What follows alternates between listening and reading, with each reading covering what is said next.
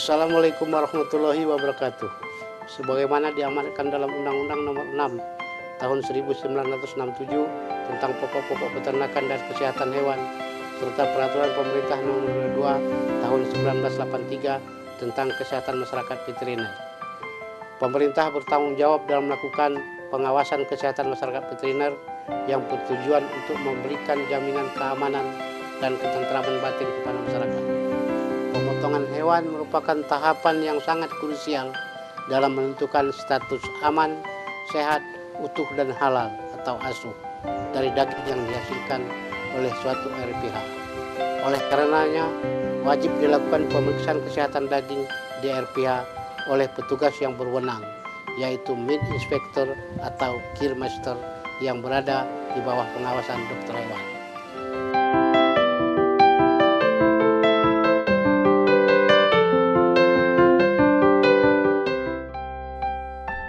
Tujuan pemeriksaan antemortem di rumah pemotongan hewan atau RPH adalah: yang pertama, mencegah pemotongan hewan yang secara nyata menunjukkan gejala klinis penyakit hewan menular dan zoonosis atau tanda-tanda yang menyimpang. Yang kedua, mendapatkan informasi sebanyak-banyaknya untuk keperluan pemeriksaan postmortem dan penelusuran penyakit di daerah asal ternak. Ketiga, mencegah kontaminasi penyakit dari hewan atau bagian dari hewan yang menderita penyakit kepada petugas, peralatan RPH, dan lingkungan. Keempat, menentukan status hewan dapat dipotong, ditunda, atau tidak boleh dipotong. Dan yang terakhir adalah mencegah pemotongan ternak betina besar bertanduk produktif.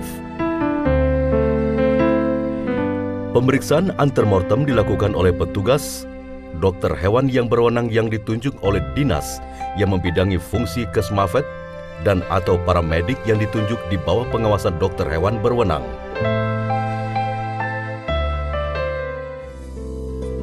Pemeriksaan antemortem dilakukan di tempat atau kandang penampungan hewan siap potong. Syarat kandang penampungan harus bersih, kering, terang, dengan intensitas cahaya minimum 540 lux dan terhindar dari panas matahari maupun hujan. Perlengkapan yang dibutuhkan dalam pemeriksaan ini adalah alat pelindung diri atau yang lebih dikenal dengan APD yang terdiri dari jas laboratorium yang putih, bersih, dan sepatu boot. Kemudian perlengkapan yang lain adalah stempel atau cap yang berbentuk S dan recording formulir pemeriksaan.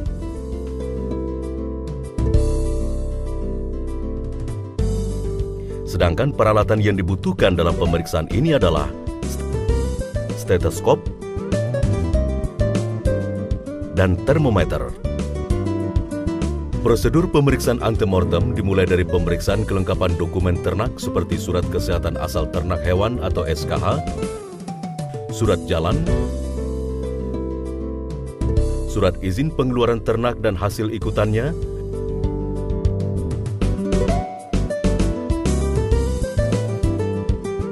dan surat pembebasan dari karantina kalau ternak berasal dari luar pulau atau luar negeri.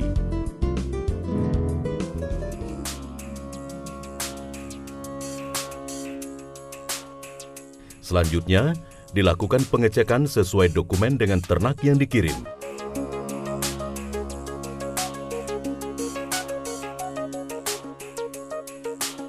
Pemeriksaan antemortem ini dilakukan dengan pemeriksaan kelompok pada kandang penampungan ternak yang dilakukan maksimum 24 jam sebelum hewan disembelih.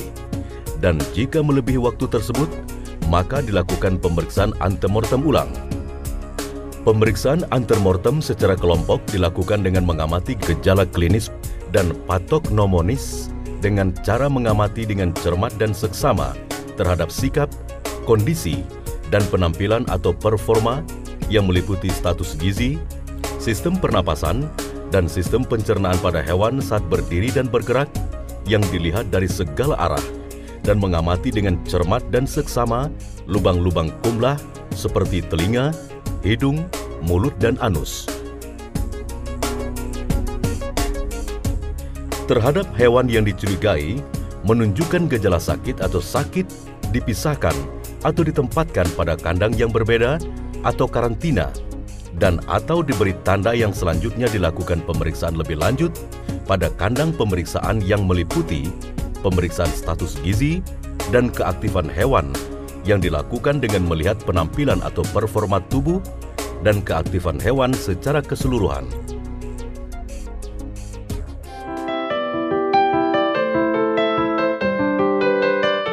Kemudian dilakukan pemeriksaan kondisi kulit yang dilakukan dengan cara menarik kulit, kemudian melepaskannya. Hal ini dilakukan untuk mengetahui turgor kulit dan melihat kondisi kulit secara umum, dan untuk mengetahui kecerahan dan kerontokan bulu, dilakukan dengan melihat kekusaman dan pengusapan permukaan bulu.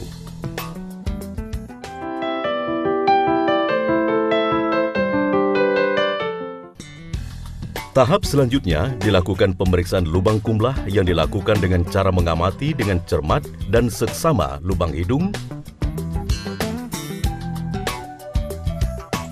mulut, telinga, dan anus, sedangkan pemeriksaan selaput lendir dan konjungtiva dilakukan dengan cara mengamati dengan cermat dan seksama terhadap warna dan kebasahan atau kelembaban pada konjungtiva mata, mulut, hidung, prepotium, dan rektum.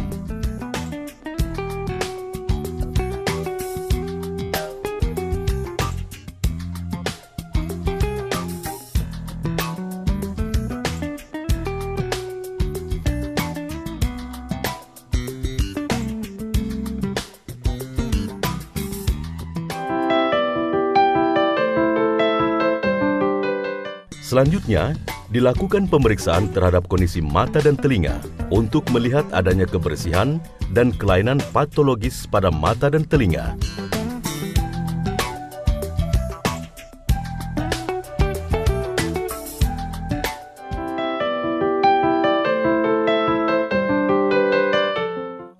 Pemeriksaan kelenjar pertahanan atau limfoglandula dilakukan dengan mengamati atau inspeksi dan dengan perabaan atau palpasi terhadap beberapa kelenjar pertahanan penting yang dicurigai, seperti limfoglandula axillaris yang letaknya di daerah ketiak dan limfoglandula prefemoralis yang letaknya di daerah paha.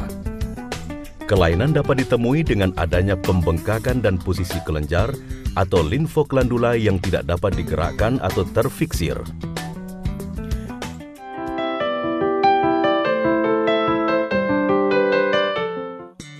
Untuk pemeriksaan frekuensi pernafasan, dilakukan dengan cara menempelkan stetoskop pada daerah dada atau lapang paru, atau dengan melihat gerakan pernapasan perut atau abdominal, dan dihitung frekuensi per menitnya. Frekuensi nafas normal pada sapi adalah 12 hingga 16 kali per menit.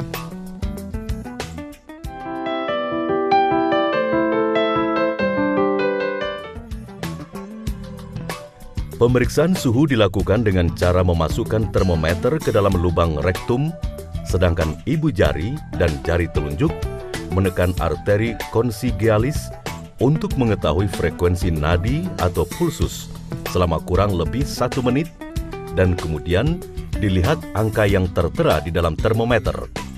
Suhu normal pada sapi berkisar antara 38 hingga 39,5 derajat Celcius.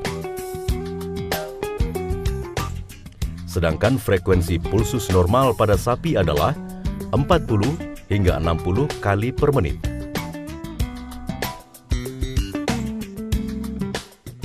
Untuk pemeriksaan frekuensi pulsus juga dapat dilakukan dengan menempelkan stetoskop pada arteri besar seperti arteri karotis di daerah leher.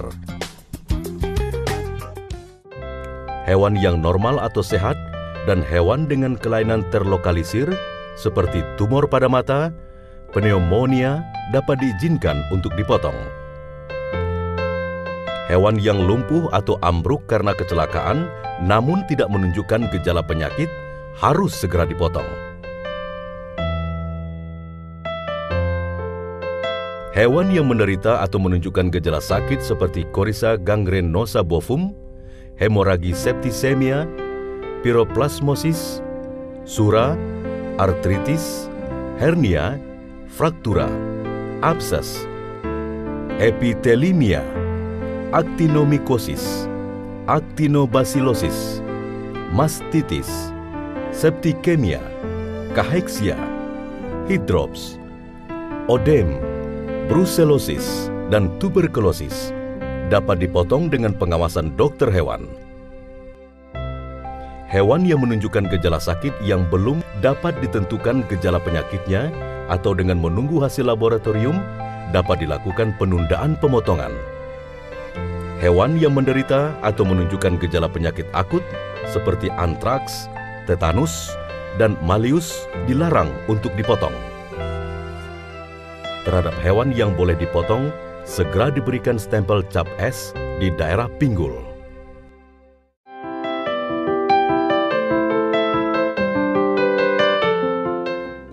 Sedangkan tujuan pemeriksaan postmortem adalah 1. Memberikan jaminan bahwa karkas dan daging yang dihasilkan aman dan layak untuk dikonsumsi.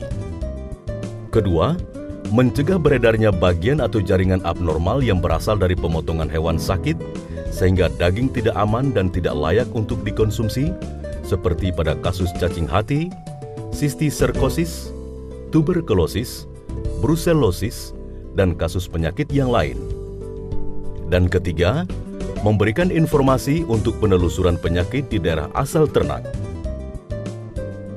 Dalam menjalankan tugasnya, petugas dilengkapi dengan perlengkapan dan peralatan yang diperlukan dalam pemeriksaan ini, antara lain alat pelindung diri atau yang disingkat dengan APD, yang terdiri dari jas laboratorium putih yang bersih dan sepatu boot, kemudian pisau yang tajam dan pengasah pisau. Selanjutnya plastik spesimen untuk pengambilan sampel organ yang dicurigai, dan yang terakhir tempat atau wadah untuk menampung bagian daging atau organ yang tidak layak dan tidak aman.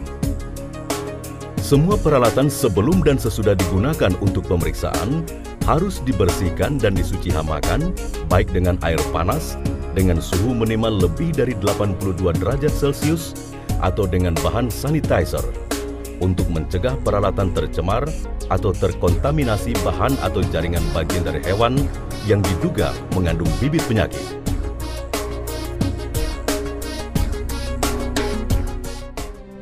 Petugas yang berwenang dalam pemeriksaan ini adalah 1. Dokter hewan yang berwenang yang ditunjuk oleh dinas yang membidangi fungsi Kesmafet, atau 2. Meat Inspector atau Care Master atau disebut juga dengan juru uji daging yang ditunjuk dan di bawah pengawasan dokter hewan yang berwenang. Prosedur pemeriksaan postmortem dimulai dengan pemeriksaan kepala dengan tahapan sebagai berikut. Kepala yang sudah dipisahkan dari badan hewan digantung dengan menggunakan kait pada lubang hidung dengan bagian rahang bawah menghadap ke arah pemeriksa. Setelah itu, dilakukan inspeksi dan palpasi pada seluruh bagian kepala, termasuk lubang mulut, mata, dan telinga,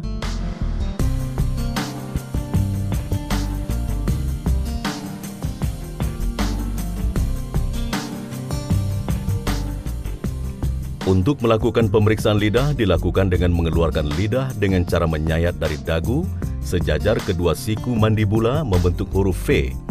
Setelah itu, lidah ditarik, kemudian dilakukan penyayatan pada kedua pangkal sisi lidah dan ditarik ke bawah, sehingga bagian pangkal lidah terlihat dengan jelas.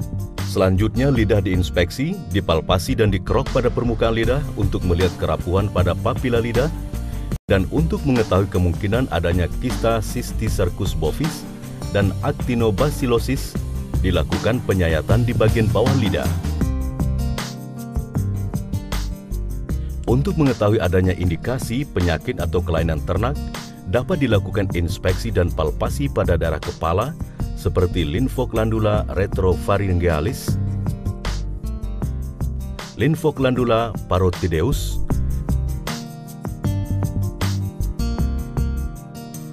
Lymphoglandula submaxillaris, dan Lymphoglandula mandibularis.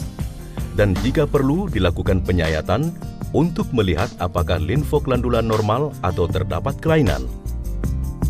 Lymphoglandula yang normal dicirikan dengan konsistensi kenyal, ukuran normal, lokasi tidak terfiksir, dan apabila disayat, warna putih dikelilingi zona yang berwarna hitam.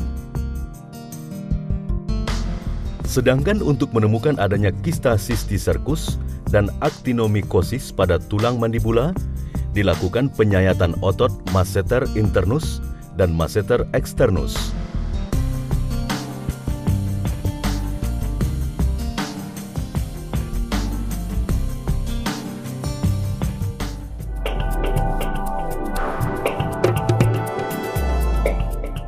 Pemeriksaan selanjutnya dilakukan pada saluran pernafasan dengan cara diinspeksi dan dipalpasi seluruh permukaan trakea. Selanjutnya, pada bagian pertemuan cincin tulang rawan dilakukan insisi untuk melihat kemungkinan ditemukannya kelainan pada mukosa lumen, peradangan, dan infestasi cacing.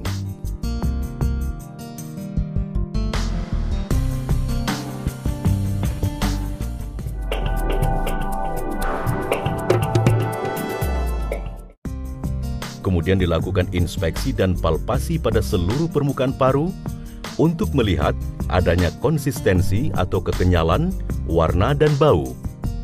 Selanjutnya, dilakukan palpasi dan insisi pada kedua lobus paru untuk mendeteksi kemungkinan adanya sarang-sarang tuberkulosis, cacing, tumor, atau abses.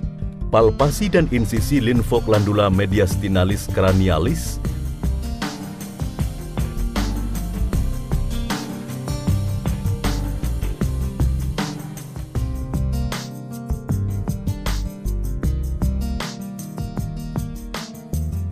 dan linfoglandula mediastinalis caudalis pada paru-paru.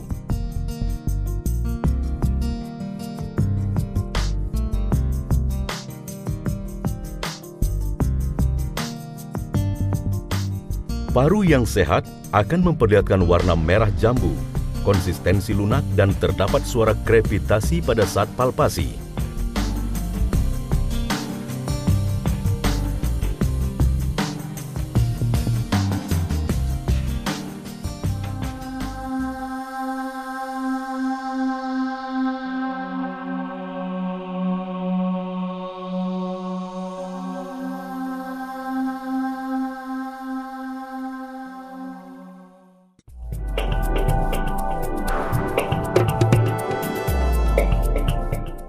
Pemeriksaan dilanjutkan pada saluran pencernaan yang dimulai dari pemeriksaan esofagus. Pemeriksaan dilakukan dengan inspeksi, palpasi pada esofagus, dan dilanjutkan insisi untuk melihat lumen esofagus dan melihat kemungkinan ditemukan adanya cysticercus dan sarcosporidia.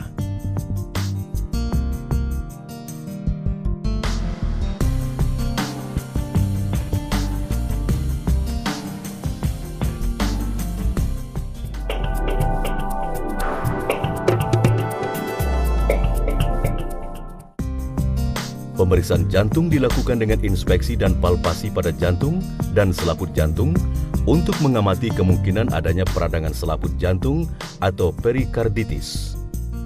Jantung yang sehat akan memperlihatkan warna jantung yang mengkilat. Kemudian dilakukan insisi otot jantung atau miokardium sejajar dengan sulcus coronarius antara ventrikel kanan dan ventrikel kiri untuk melihat petehi, degenerasi, peradangan, dan infestasi cacing seperti Echinococcus, Cysticercus pada ruang jantung.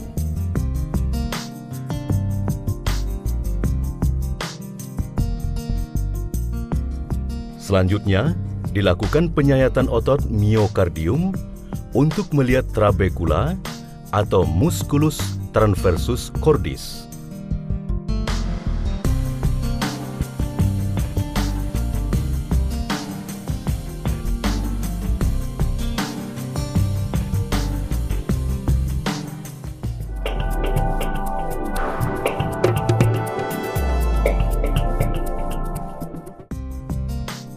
Pemeriksaan hati dilakukan secara menyeluruh dengan inspeksi dan palpasi pada seluruh lobus hati untuk melihat warna, ukuran, konsistensi, dan kelainan-kelainan. Kemudian, dilakukan penyayatan dan pembuangan ductus coledochus untuk melihat kemungkinan ditemukannya adanya pembendungan dan investasi cacing hati atau Fasciola gigatica.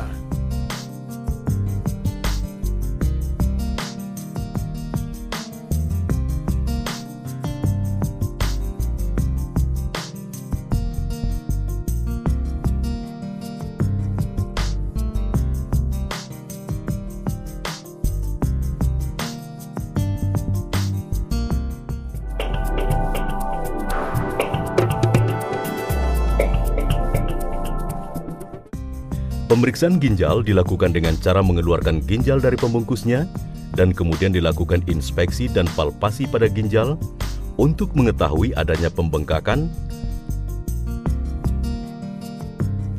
Jika perlu, dilakukan pembelahan ginjal untuk melihat kemungkinan adanya nefritis, tumor, kista, dan kalkuli renalis.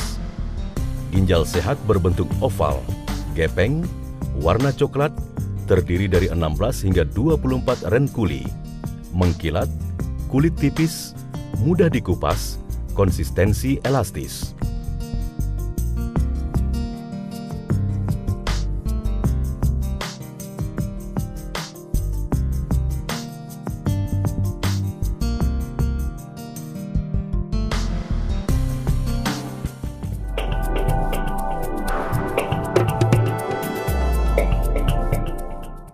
Pemeriksaan limpa dilakukan dengan inspeksi dan palpasi pada seluruh permukaan limpa untuk melihat warna, ukuran, dan konsistensi. Limpa yang normal mempunyai bentuk oval memanjang, gepeng, biru keabuan, konsistensi agak keras, dengan tepi yang tajam. Jika perlu, dilakukan insisi untuk melihat kemungkinan adanya pembengkakan, kerapuhan, tumor, dan kista hidatif.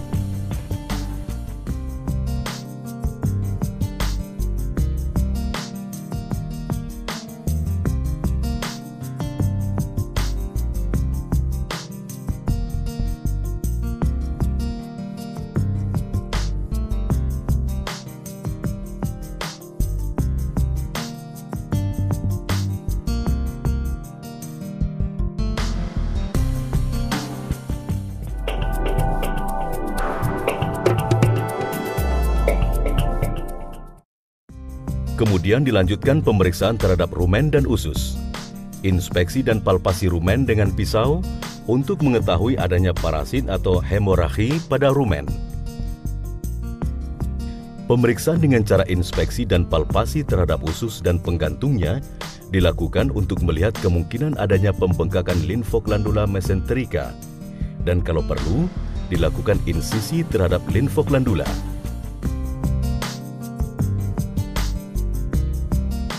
Untuk pemeriksaan usus, dilakukan insisi untuk melihat lumen dan mukosa usus terhadap kemungkinan pendarahan serta investasi cacing.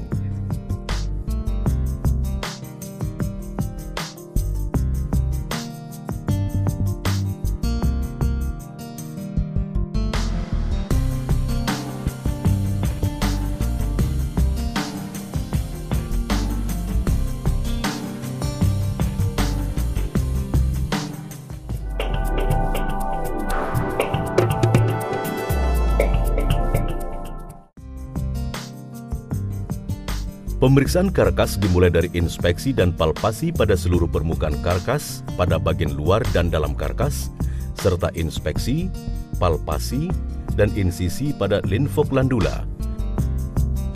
Limfoglandula popliteus terletak di atas otot gastrocnemius, di antara otot biceps femoris dan semitendoneus di sekitar paha bagian belakang.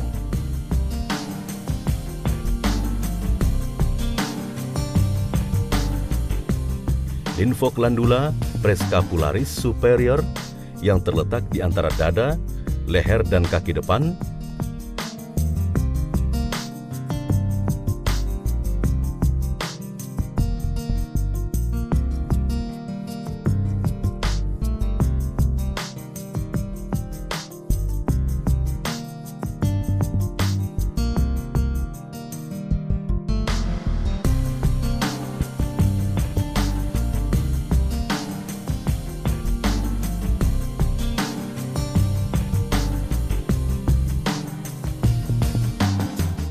Linfoglandula axillaris proprius terletak di ketiak antara kaki depan dan dada.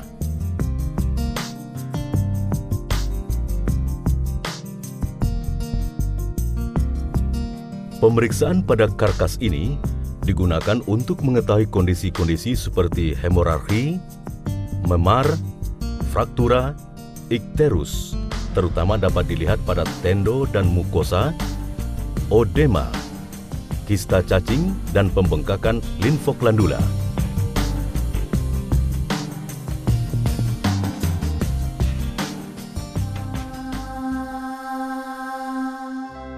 Keputusan hasil pemeriksaan postmortem adalah bila tidak ditemukan adanya kelainan pada karkas dan jeroannya yang disebabkan oleh penyakit atau ketidaknormalan lain, maka selanjutnya karkas lulus uji dan dianggap layak untuk konsumsi dan diberi cap baik sesuai dengan hasil ujinya. Pada kelainan yang dianggap lokal, karkas diizinkan untuk dikonsumsi bila kelainan tersebut telah dihilangkan. Keputusan akhir pemeriksaan pada karkas atau bagiannya didasarkan atas hasil seluruh pengamatan, baik inspeksi, palpasi, dan insisi pada pemeriksaan postmortem dan pemeriksaan laboratorium bila diperlukan.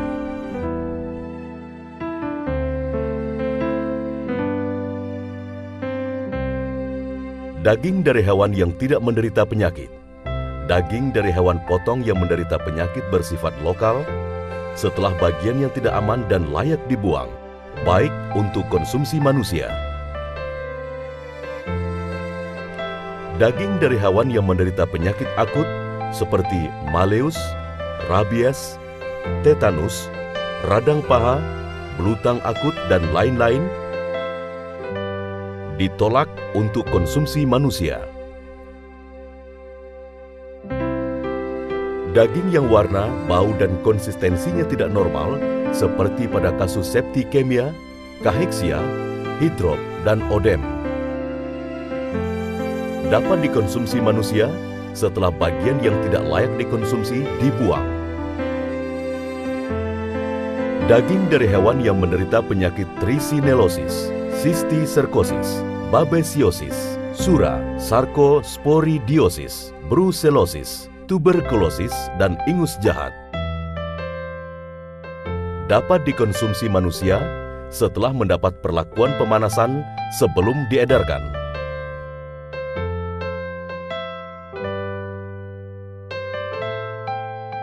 Formula tinta yang digunakan untuk cap atau stempel pada daging yang dinyatakan lulus pemeriksaan adalah alkohol absolut 50 cc, gliserin 250 cc, kristal violet 50 gram, aquades at 1000 cc. Pelaporan. Setiap hasil pemeriksaan antemortem dan postmortem harus dilaporkan oleh juru periksa daging kepada Kepala RPH dengan sesuai form RPH 1.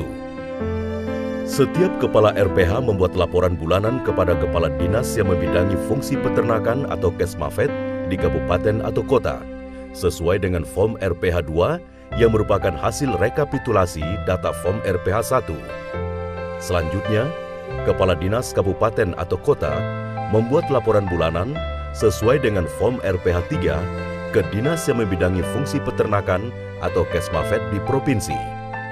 Kemudian, Dinas Provinsi membuat laporan secara berkala 3 bulanan ke Direktorat Kesmafet Ditjen Peternakan sesuai form RPH 4.